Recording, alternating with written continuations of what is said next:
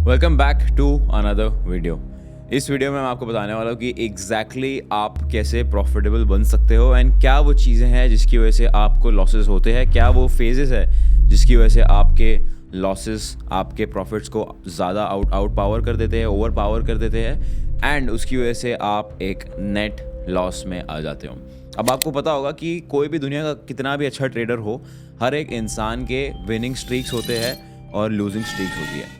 तो जब भी आप विनिंग स्ट्रीक में होते हो तो आपका चार्ट ऊपर जा रहा होता है एंड जब भी आप लूजिंग स्ट्रीक में आते हो तो आपका चार्ट वापस नीचे आता है। बट व्हाट इज़ इम्पॉर्टेंट इस कि जब आप लॉस करते हो, जब आपका अकाउंट इक्विटी नीचे आता है तो वो कितना नीचे आता है, और जब आपका अकाउंट ऊपर जाता है तो वो कितना ऊपर जाता है। एंड दिस इज़ वाई आपको बहुत जानना ज़रूरी है कि जब आपका लूजिंग फेज़ आता है तो आप क्यों लूज़ करते हो एंड आप क्या मिस्टेक्स करते हो। एंड अगर आपने वो मिस्टेक्स आइडेंटिफाई कर ली, वो मिस्टेक्स को ठीक कर लिया, तो आपका chances of becoming a profitable trader जो है बहुत ज़्यादा बढ़ जाता है। एंड इसलिए आज इस वीडियो में मैं आपको बताने वाला हूँ सबसे ज़्यादा इंपॉर्टेंट चीज़ जो आपकी प्रॉफिटेबिलिटी को अफेक्ट करती है। एंड इस चीज़ को अगर आपने ढंग से कर लिया, अच्छे से कर लिया, तो आपके chances of becoming profitable will become very very high. क्योंकि हर इंसान को ट्रेडिंग करना आसान लगता है जब मार्केट्स ट्रेंडिंग होती है, बट जब मार्केट्स थोड़ा सा पुल बैक देती है, जब मार्केट्स थोड़ा सा काउंटर ट्रेंड मूव देती है, तब बहुत सारे लोग जो है कंफ्यूज हो जाते हैं। उन्हें समझ में नहीं आता है कि मुझे क्या करना है, स्ट्रक्चर कैसे रीड करना है, लिक्विडिटी कैसे रीड करनी है। एंड उस समय अगर आपने लिक्विडिटी और स्ट्रक्चर को अच्छे से रीड कर लिया और अच्छे से एनालिसिस कर लिया, तो बहुत हाई चांसेस है दैट आप गलत ट्रेड्स में नहीं घुसोगे, आप गलत ट्रेड्स नहीं लोगे एंड जिसकी वजह से जो आपका लूजिंग स्ट्रीक है वो कम हो जाएगा, जिसकी वजह से आपके लॉसेज है वो कम हो जाएंगे। एंड मैं आपको बताने वाला हूँ कि exactly what you are suppose to avoid. तो आ जाते हैं चार्ट्स पे। जैसा कि आप मेरी स्क्रीन पर देख रहे होगे, मैंने गोल्ड का चार्ट खोला हुआ है। अब अगर आप जहाँ तक आप चार्ट देख रहे हो तो यहाँ पे बहुत क्लियर अप ट्रेंड दिख रहा है आपको, राइट। यहाँ से price continuously higher high, higher low, higher high and higher lows बनाता जा रहा है। और इस पर्टिकुलर फेज में ट्रेडिंग करना बहुत आसान होता है, रिलेटिवली बहुत ज़्यादा आसान होता है, बिकॉज आपको सिर्फ और सिर्फ ट्रेंड के साथ ट्रेड करना है। जब भी आपको ब्रेकआउट मिल रहा है या जब भी आपको एक स्ट्रॉन्ग सपोर्ट लेवल का या रेजिस्टेंस लेवल का रीटेस्ट मिल रहा है, आपको बाय करना है। And this is the phase जहाँ पे बहुत सारे लोग जो है ईजिली ट्रेडिंग कर पाते हैं। बट जब मार्केट कुछ ऐसा करता है, जो अभी रिसेंटली प्राइस एक्शन रहा है गोल्ड का, जब मार्केट कुछ ऐसा करता है, लोग जो है बहुत ज़्यादा कंफ्यूज हो जाते हैं और इस सिनेरियो में जो है लॉसेस करके बैठ जाते हैं। सो इस वीडियो में आपको एक बहुत इंपॉर्टेंट पॉइंट बताने वाला हूँ जिसको मैं कहता हूँ इन्फ्लेक्शन पॉइंट और न्यूट्रल जोन। न्यूट्रल जोन और इन्फ्लेक्शन पॉइंट को आइडेंटिफाई करना बहुत ज़्यादा ज़रूरी है, बिकॉज यहाँ पे आपका डिसीजन मेकर बनता है कि आपको लॉन्ग करना है या शॉर्ट करना है। तो अब मैं आपको एग्जैक्टली समझाता हूँ कि होता क्या है। तो जैसे कि आप देख रहे हो यहाँ पे this is your higher low, ठीक है। फिर प्राइस ने हायर हाई बनाया। इसके लिए हम चले जाते हैं लाइन चार्ट पर और 4 आवर टाइम फ्रेम पे, इसको सिंपल करने के लिए। तो यहाँ पे हायर लो, फिर प्राइस ने यहाँ पे हायर हाई बनाया, फिर higher high, higher low, higher high. अब अगर आपको बेसिक ट्रेंड एनालिसिस आता है तो प्राइस को क्या करना चाहिए, प्राइस अगर यहाँ पुल बैक ले रहा है तो यहाँ से कंटिन्यू ऊपर करना चाहिए फॉर एन अप ट्रेंड। लेकिन इसमें क्या हुआ, इन दिस सिनेरियो एग्जैक्टली हुआ क्या, प्राइस यहाँ नीचे आया, this is not a lower low.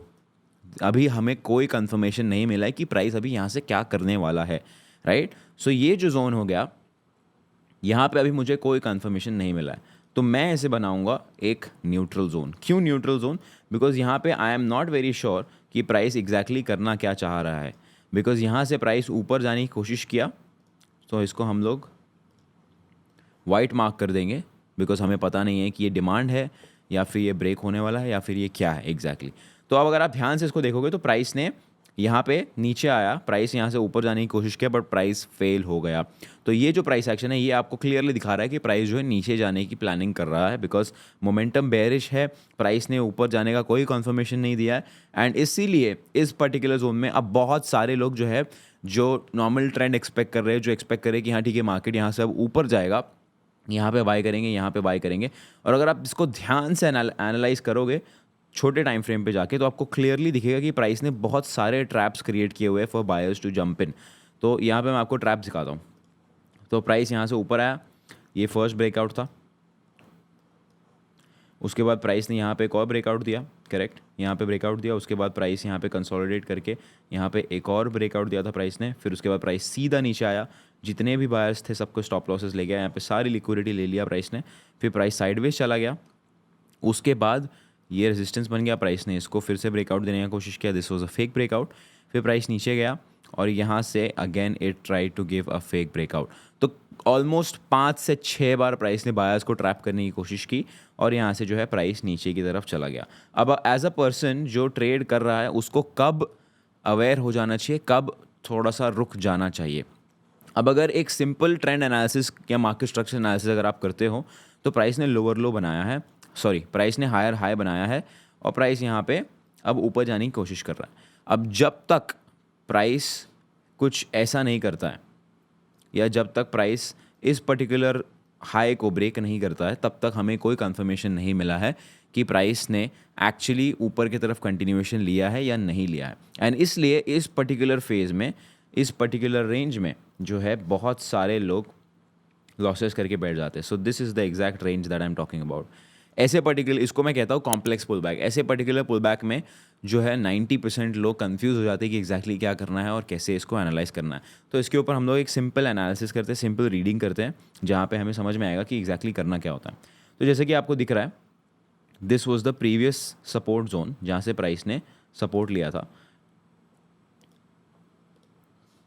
This is the previous zone जहाँ से प्राइस ने लास्ट टाइम एक बुलिश मूव दिया था, यहाँ से प्राइस ऊपर गया था, तो यहाँ पे हम इसको मार्क कर देंगे। अब प्राइस ने यहाँ पे नीचे आया, बहुत ज़्यादा बेरिश मोमेंटम है, करेक्ट, प्राइस ऊपर जाने की कोशिश कर रहा है।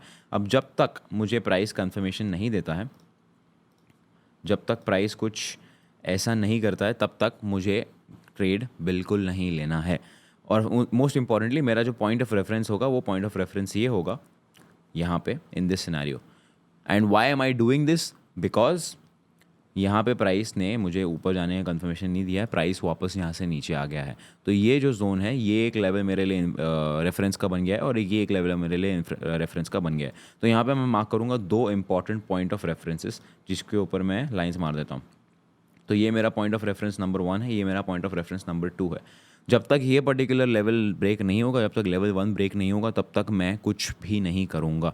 जब तक लेवल 2 ब्रेक नहीं होगा तब तक मैं हाई रिस्क ट्रेड्स नहीं लूँगा। जब तक लेवल 1 और लेवल 2 के बीच में है प्राइस, तब तक मैं सिर्फ और सिर्फ 1% का रिस्क लूँगा अपने पर ट्रेड पे। और जब प्राइस ने लेवल 2 को ब्रेक कर दिया है तब जाके मैं फाइनली 2% का रिस्क लूँगा, बिकॉज तब मुझे कंफर्मेशन मिल गया है कि प्राइस ऊपर जा रहा है। एंड अगर आप इसको ध्यान से देखोगे, यहाँ पे जब तक प्राइस ऊपर नहीं गया तब तक मैंने अगर बाय एंट्री यहाँ से कोई भी नहीं ली थी, मान लीजिए यहाँ पे आपका एक लॉस भी हो जाता है, बट इतने पूरे सिनेरियो में आपके कई लॉसेस जो है बच जाएंगे and you will not be taking any buy side trades. अब यहाँ पे होता क्या है, अब यहाँ पे अगेन अगर आप ध्यान से देखोगे तो प्राइस ने बहुत अच्छे से बायर्स को फिर से इन्वाइट किया था। प्राइस यहाँ से नीचे गया, इस सपोर्ट को तोड़ दिया और इमीडिएट रिएक्शन दिया। नाउ एक नॉर्मल इंसान क्या सोचेगा कि प्राइस जो है अब ट्रेंड में जा रहा है, प्राइस जो है कंटिन्यूसली ऊपर जा रहा है, नीचे की तरफ फॉल्स ब्रेकआउट दिया है, may be this is a trap to the sellers, but actually it was a trap to the buyers. Price ने यहाँ पे फेक ब्रेकआउट दिया और प्राइस यहाँ से ऊपर चला गया। यहाँ पे अगेन बायर्स को इन्वाइट किया गया और व्हाट हैपेंड, प्राइस ने बायर्स को लेके वापस नीचे चले गया and took out all the stop losses. इस पर्टिकुलर फेज में जो है 90% लोग जो है लॉस करके बैठ जाते हैं, because they do not understand how to read the market very well. अब जब मैंने आपको सिंपली बोला है कि मैं इन ऐसे पर्टिकुलर फेज में मैं क्या करता हूँ, मैं अपने पॉइंट्स ऑफ रेफरेंस मार्क करता हूँ। एंड मेरे लिए बहुत इंपॉर्टेंट होता है कि पॉइंट ऑफ रेफरेंस ब्रेक होना चाहिए, और अगर ब्रेक नहीं हो रहा है तो मैं ट्रेड नहीं लूँगा या फिर मैं अपना बायस जो है स्विच कर लूँगा। तो इफ़ यू सी, अब प्राइस यहाँ से नीचे आ चुका है। अब अगर आप इसको 4 घंटे के टाइम फ्रेम पे देखोगे तो क्या ये बेरिश है? बिल्कुल नहीं।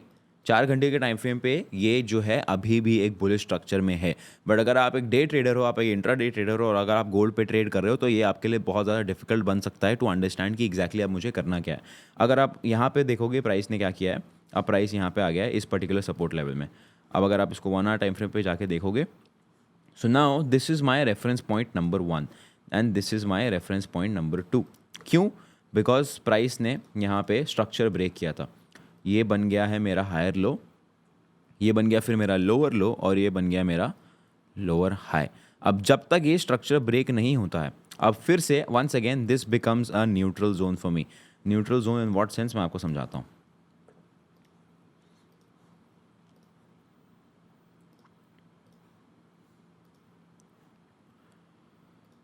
अब ये दोनों मेरे लिए बन गए हैं न्यूट्रल जोन्स, ये दोनों बन गए हैं मेरे लिए पॉइंट ऑफ रेफरेंस। और यहाँ पे क्या ध्यान में रखना ज़्यादा इंपॉर्टेंट है, अगर यहाँ से प्राइस ब्रेक भी करता है ऊपर की तरफ, this can again be a false break to invite more buyers.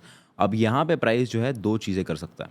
ऐसा कोई भी जोन जहाँ पे प्राइस दो पॉसिबल आउटकम देने की प्रोबेबिलिटी इक्वल रखता है।